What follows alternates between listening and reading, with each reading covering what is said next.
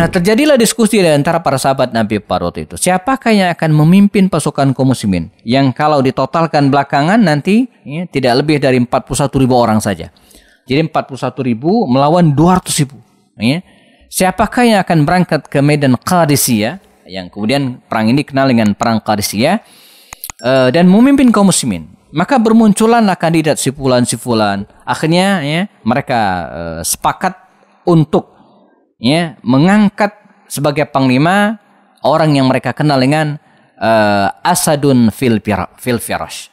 Asadun fil Firash. Jadi dia singa, tapi sedang tidur di atas kasurnya. Bangunkan. Ya, ini namanya ngebangunin singa. Kata Umar, bangunkan. Maka dibangunkanlah singa ini untuk melawan pasukan Persia, dan singa itu bernama ya Sa'ad bin Abi Waqqas.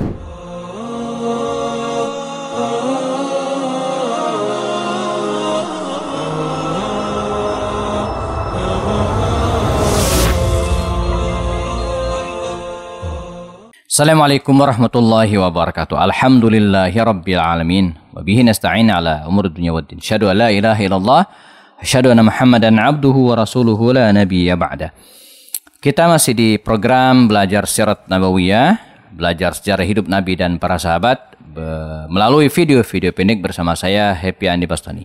Dan kita akan bahas seorang sahabat, Sa'ad bin Abi Waqqas radhiyallahu anhu. Ini sahabat Nabi yang luar biasa dan diberikan oleh Allah SWT usia yang panjang. Bahkan ada riwayat mengatakan beliau sampai pernah ke Cina. Ya. Jadi kalau kita pergi ke Guangzhou, Cina, saya tahun 2006 atau 2006-an ya pernah ke sana dan datang ke sebuah kompleks pemakaman Muslim. Di gerbang pintu tersebut tertulis Raudhah Abi Waqqas. Nah, ketika mewawancarai seorang ulama, seorang ustadz setempat, ya, maka sang ustadz mengatakan dengan sangat percaya diri bahwa Sa'ad bin Abi Waqqas ya, pernah ke Cina dan kemudian disinilah makamnya. Ya. Namun kalau kita telusuri ya, beberapa referensi kitab-kitab induk, maka kita sulit menemukan. Jadi wallahu alam ya, barangkali ya mungkin Sa'ad yang lain atau mungkin juga keturunannya ya, sebab untuk menyebut Sa'ad bin Abi Waqqas pernah ke Cina ini mungkin sulit, dan coba kita telusuri jalan hidupnya apakah memungkinkan Sa'ad bin Abi Waqqas ini ya sampai ke negeri Cina dan dimakamkan di sana ya. Oke, baik. Sa'ad bin Abi Waqqas ya, Sa'ad bin Abi Waqqas kalau kita telusuri sejarahnya ya, maka dia bertemu dengan kabilah Bani Zuhrah. Ya, kabilah Bani Zuhrah ini ya, satu kabilah juga dengan Abdurrahman ibnu Auf yang pernah kita bahas sebelumnya, dan satu kabilah juga dengan ibunya Rasulullah SAW, Aminah. Nah, jadi dia marga besar bernama kabilah Bani Zuhrah. Sa'ad bin Abi Waqqas ini ya, dikenal sejak muda sebagai pengusaha. Jadi dari muda ya, dia sudah menggeluti dunia entrepreneurship, dan karenanya dengan kemampuan ekonominya itu, maka sejak muda dia sudah memiliki orang yang karakter kemandirian yang dahsyat. Jadi dia mandiri sejak kecil, tidak tergantung dengan ayahnya, tidak bisa di kotak-katik atau kemudian diatur oleh siapapun. Dan kemandiriannya ini bukan hanya dalam hal secara ekonomi, tapi juga dalam hal berpikir.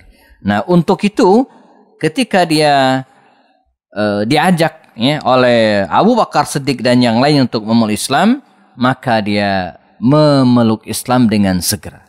Ya, dia masuk Islam dengan segera, dengan penuh kepercayaan diri dan tidak ingin diatur oleh orang lain. Dan ini mungkin agak berbeda dengan para sahabat Nabi yang lain, semisal Khalid bin Walid, Amr bin As, yang memang tergantung dengan orang tuanya, tapi dia tidak. Nah, kendati demikian, dia juga sempat diboikot oleh ibunya. Ya, dia diusir oleh ibunya, bahkan dikisahkan ibunya ini protes, mogok makan gitu ya. Lalu kemudian berjanji untuk tidak menyisir rambutnya. Namun ketika hal itu disampaikan ke Rasulullah SAW, ya, kata beliau, jangan khawatir ya Sa'ad, ibu nanti kalau dia lapar pasti dimakan. Kalau rambutnya gatel, pasti dia mandi dan bersisir ya. Tapi kendati demikian, kata Rasulnya, engkau tetap harus berbakti kepada ibunya. Nah, jadi Rasulullah mengajarkan agar Sa'ad bin Waqqas ini ya tetap berbakti kepada ibunya sebatas ya tidak mengajak kesyirikan. Maka turunlah firman Allah Subhanahu wa taala surat Luqman yang menjelaskan ya bahwa kita diharuskan untuk tetap berbakti kepada kedua orang tua. Wa in jahadaka ala an tusyrik ya, tapi kalau keduanya mengajak kemusyrikan fala tuti'huma, tidak boleh ditaati. Tapi sejauh mereka tidak mengajak kemusyrikan, bergaul dengan pergaulan yang muasyarah, yang baik, maka diperbolehkan. Nah, ini juga pelajaran bagi kita teman sekalian ya, bagi yang hari ini mohon maaf barangkali memiliki keluarga dari agama yang berbeda, kita tetap dianjurkan untuk berbuat baik kepada sesama. Tapi ingat, lakum dinukum waliyadin. Dalam hal ibadah tidak boleh campur baur. Tapi dalam hal muamal keseharian, makan bersama, membangunkan bisnis bersama boleh. Tapi kalau sudah menyerempet ke masalah akidah, maka urusannya udah berbeda sendiri-sendiri. Lakum dinukum waliyadin.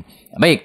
Sa'ad bin Abi Waqqas radhiyallahu anhu ya, ketika diminta oleh baginda Rasul untuk hijrah ke Madinah, beliau bersama dengan para sahabat waktu itu ya, termasuk orang yang di awal-awal hijrah ke Madinah Al-Munawwarah. Dan ya, dia mengikuti hampir semua peperangan besar di masa Rasulullah sebagaimana sahabat Nabi yang lainnya, dan bahkan dia dikenal dengan awwalu man rama bisahm fi sabilillah. Sa'ad bin Waqqas ini terkenal orang yang pertama kali ya, awwalu man rama, pertama kali orang yang melempar panah ya, fi sabilillah.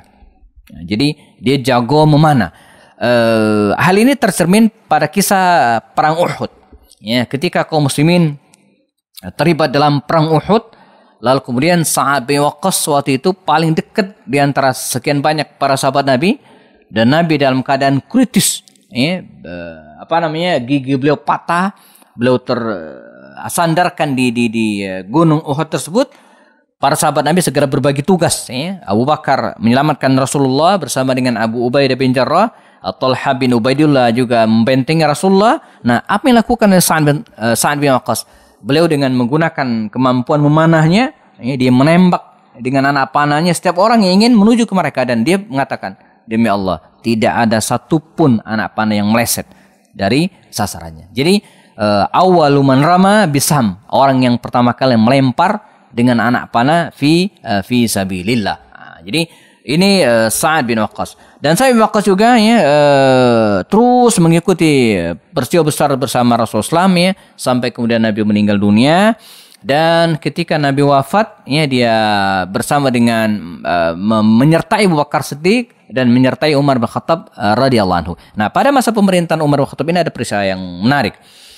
Jadi setelah menaklukkan pasukan Romawi di Yarmuk ya, di akhir pemerintahan Abu Bakar Siddiq, maka kaum muslimin segera mengalihkan perhatiannya ke pasukan Persia.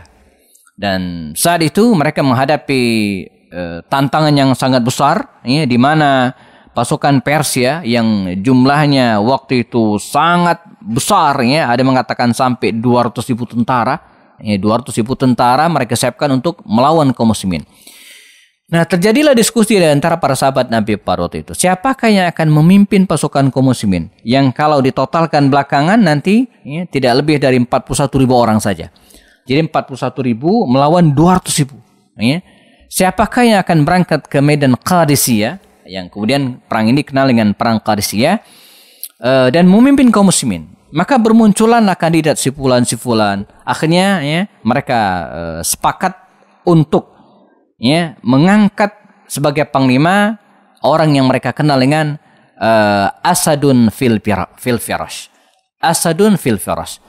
Jadi dia singa, tapi sedang tidur di atas kasurnya. Bangunkan. Ya, ini namanya ngebangunin singa. Kata Umar, bangunkan. Maka dibangunkanlah singa ini untuk melawan pasukan Persia, dan singa itu bernama ya, Sa'ad bin Abi Waqqas. Maka berangkatlah dia dari Madinah menuju ke Persia, ya, daerahnya daerah Qadisiyah. Maka perang ini disebut dengan perang Qadisiyah ya. Dan qadarullah ketika memimpin pasukan perang ini ya, Sa'ad bin Abi Waqqas diuji Allah dan dia pun sakit. Wallahu alam sakitnya ini apa, tapi sangat mengganggu sehingga tidak bisa berjalan normal. Kalau dalam ilustrasi itu sebutkan badannya itu bentol-bentolan dan dia lemas luar biasa ya. Namun perang harus berjalan. Tidak bisa tidak. Dan dia tidak ingin mengganti. Dia tetap diamani sebagai panglima perang dan tidak mundur. Dia tidak ingin mundur dari amanah ini. Dia ingin pertahankan amanah ini dengan sepenuh keberanian. Apa yang kemudian terjadi ya? Dia minta para sahabat untuk mendirikan bangunan dan dia naik ke atas bangunan tersebut dan mengontrol peperangan dari atas. Jadi kelihatan dari atas. Jadi yang mana bolongnya, yang mana ini. Jadi dari atas itu seperti dia bisa mengendalikan gitu kan. Cuman kan masalahnya waktu itu kan tidak ada handy talk atau kemudian alat teknologi seperti sekarang. Maka dia memberdayakan stafnya, ya, tentaranya untuk bolak-balik naik ke atas, disampaikan turun ke bawah. Ya, dia mengendalikan peperangan dari atas sebuah bangunan dalam keadaan sakit. Dan qadarullah, dengan izin Allah, setelah 3 hari mereka berperang, Allah memberikan karunia kemenangan kepada kaum muslimin. Siapa panglimanya?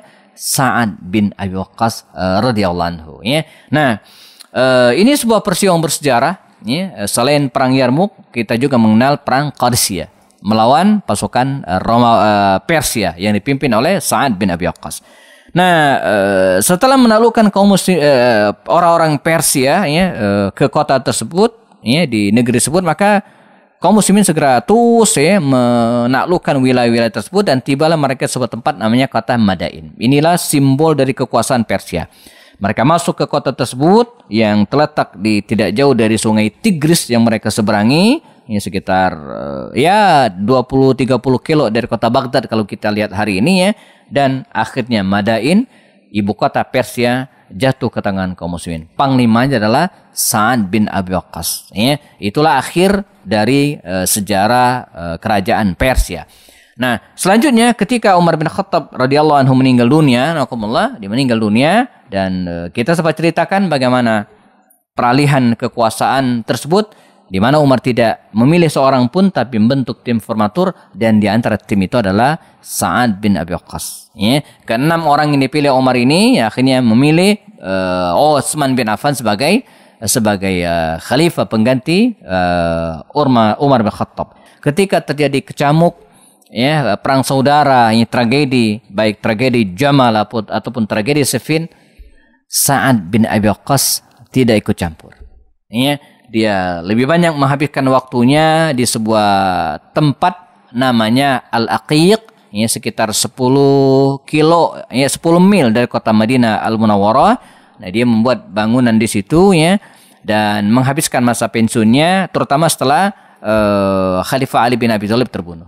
Ya, setelah Khalifah Ali bin Abi Thalib terbunuh. Di masa khalifah sebelumnya, seperti di masa Umar bin Khattab, ya, Sa'ad bin Waqqas ini sempat menjabat beberapa tahun di beberapa daerah, seperti Kufah misalnya, sebelumnya Basrah, ya, menjadi wali kota.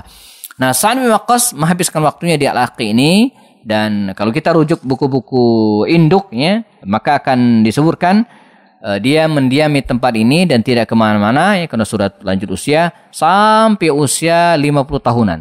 Ya, maaf, sampai tahun ke-50 sekian Hijriah. Ada mengatakan tahun 55 Hijriah. Ya, dia tidak kemana-mana dan banyak berada di tempat ini. Ya, termasuk di masa pemerintahan Utsman. Ya, termasuk di masa pemerintahan Utsman, dia menghabiskan waktunya di sekitar Jazirah Arab saja, tidak kemana-mana. Belum ditemukan ya, riwayat yang menyebutkan beliau pernah ke tempat lain. Dan dia pun meninggal dunia, rahimallahu, di tempat ini, di Al-Aqiq ini, ya. Lalu jenazahnya dibawa ke Masjidil Haram, Masjid Nabawi, dan kemudian dimakamkan di kompleks pemakaman Baqi di tahun sekitar 55 Hijriah. Karenanya, kalaupun ada yang mengatakan hari ini makamnya ada di Guangzhou, Cina, mungkin harus ditelusuri lagi, karena kita tidak menemukan riwayat. Yang ada memang makam yang disinyalir makam beliau, tapi dengan keberadaan sebuah makam saja tentu tidak bisa dijadikan sebagai bukti bahwa beliau dimakamkan di tempat tersebut. Wallahu a'lam. Baik, kita bertemu lagi dalam video berikutnya, ya, masih seputar kisah, ya, sahabat Nabi yang dijamin surga, 10 sahabat jamin masuk surga, insyaallah di video-video berikutnya bersama saya Happy Andi Bastoni. Assalamualaikum warahmatullahi wabarakatuh.